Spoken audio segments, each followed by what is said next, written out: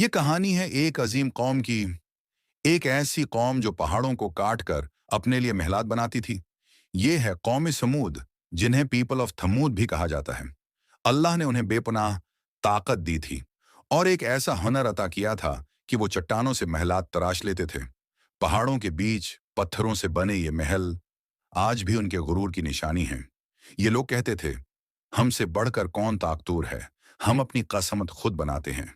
ایک نوجوان غرور سے، ہم پہاڑوں کو چیر دیتے ہیں، ہمیں کسی خدا کی کیا ضرورت؟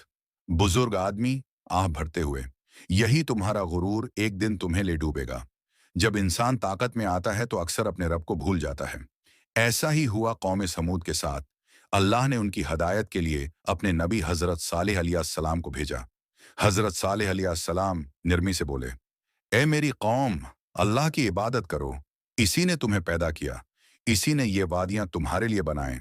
قوم کا سردار ہنستے ہوئے، اے صالح، ہمیں تمہاری باتوں پر یقین نہیں، اگر واقعی تم سچے نبی ہو تو کوئی نشانی دکھاؤ۔ قوم سمود نے ایک چیلنج رکھا۔ انہوں نے کہا، اس پہاڑ سے ایک زندہ اونٹنی نکالو، وہ بھی اللہ کے حکم سے۔ حضرت صالح علیہ السلام نے دعا کی اور دیکھتے ہی دیکھتے پہاڑ کا پتھر پھٹ گیا اور اس میں سے ایک عجیب و غریب اونٹنی نمودار ہوئی۔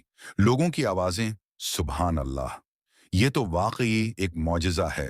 حضرت صالح علیہ السلام بلند آواز میں فرمایا، یہ ہے اللہ کی نشانی، اسے نقصان نہ پہنچانا، یہ اللہ کی امانت ہے۔ یہ ایک دن پانی پیے گی اور ایک دن تمہارے جانور۔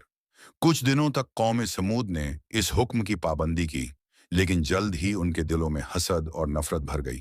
وہ اونٹنی انہیں اپنی شکست کی یاد دلاتی تھی۔ ایک شخص غصے میں، کیا ہمیشہ ہم اسی اونٹنی کے قانون پر چلیں گے؟ آؤ اسے ختم کر دیتے ہیں۔ دوسرا، لیکن یہ تو نبی نے منع کیا ہے۔ پہلا، ڈرو نہیں، دیکھتے ہیں اللہ ہمیں کیا کرتا ہے۔ اور پھر انہوں نے اللہ کی اونٹنی کو قتل کر دیا۔ زمین کانپ اٹھی، آسمان ساکت ہو گیا۔ حضرت صالح علیہ السلام نے فرمایا، اے میری قوم، تم نے اللہ کی نشانی کا قتل کیا ہے، اب تم پر عذاب آنے والا ہے۔ تمہارے پاس صرف 3 دن ہیں۔